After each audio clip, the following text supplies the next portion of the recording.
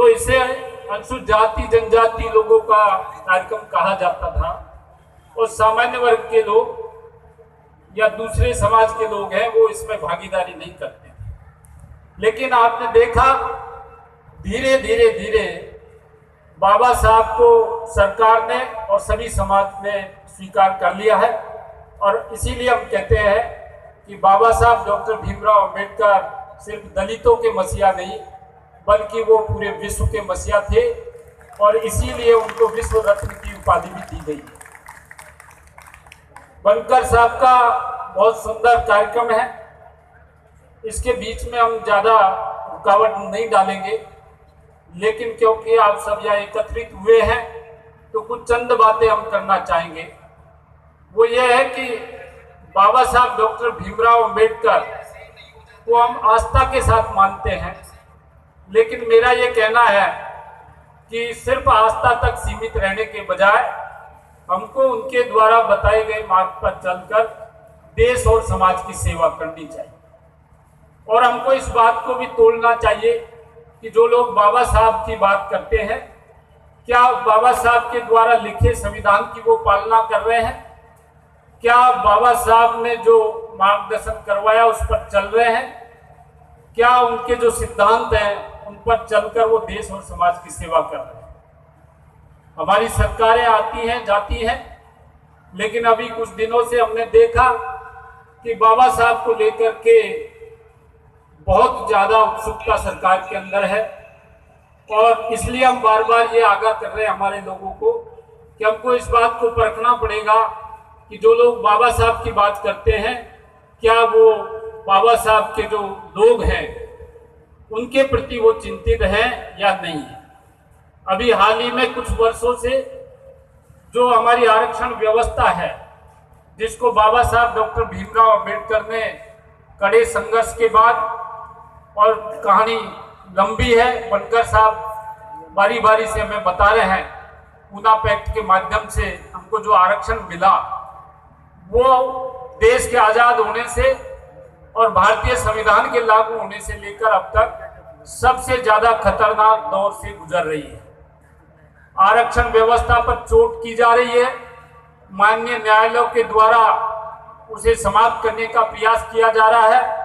और सरकार के द्वारा भी कोई पॉजिटिव कदम इसमें नहीं उठाए जा रहे हैं। हमने पहले भी कहा कि पदोन्नति में आरक्षण का जो विषय है, इस पर एम नागराज ने जो निर्णय दिया, उस निर्णय की या तो सरकार को पालना करनी चाहिए थी और या फिर उसको नेगेट करने के लिए संविधान संशोधन विधेयक पास करना चाहिए था, लेकिन सरकार ने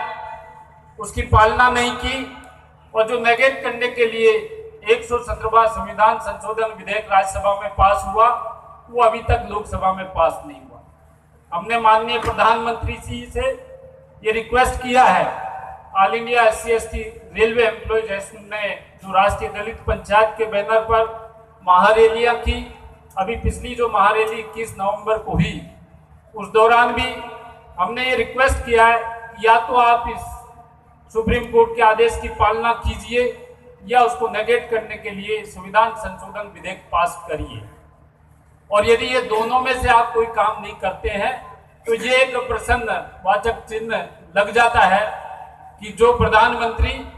बाबा साहब के बारे में इतनी बड़ी बात करता हो, बाबा साहब को नतमस्तक होता हो, बाबा साहब को मानता हो, वो ऐसे चुप कैसे बैठ सकता है। इस बात को लेकर के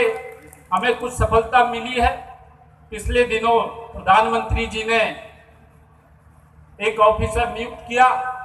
और उसकी जो रिपोर्ट आई है उसके आधार पर ये संभावना बनी है कि लोकसभा के अंदर जो पदोन्नति में आरक्षण है उसके लिए संविधान संशोधन विधेयक पास हो। ये all India SC/ST railway employees association की बहुत बड़ी उपलब्धि होगी, क्योंकि पूरे देश के अंदर all India SC/ST railway employees association ही एक ऐसा एसोसिएशन है जिसकी लगभग 4 लाख हमारे सदस्य हैं और पूरे देश में हमारा तंत्र फैला है। और जितने भी कोर्ट केस रिजर्वेशन पॉलिसी के खिलाफ हुए हैं उनके खिलाफ सुप्रीम कोर्ट में और विभिन्न जगह न्यायालय में all India SC/ST railway employees ने पैरवी की है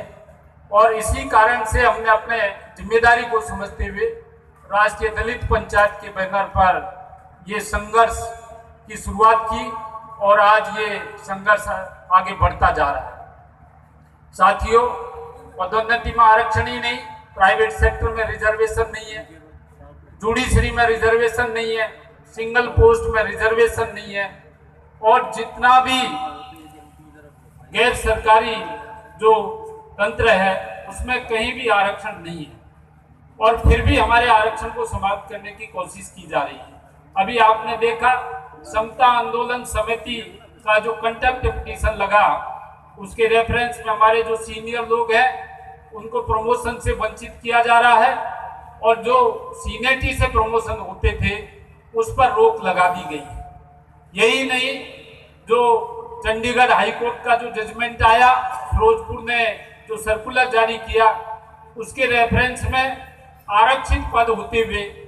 उन आरक्षित पदों को जोन ऑफ कंसिडरेशन को एक्सटेंड करके नहीं भरा जा रहा है। एक तरह से आरक्षण हमारे लिए नहीं बल्कि सामान्य वर्ग के लिए आरक्षण हो गया है। बाबा साहब डॉक्टर भीमराव अंबेडकर ने यह परिकल्पना नहीं की थी कि एक दिन यह आरक्षण सामान्य वर्ग के लिए हो जाएगा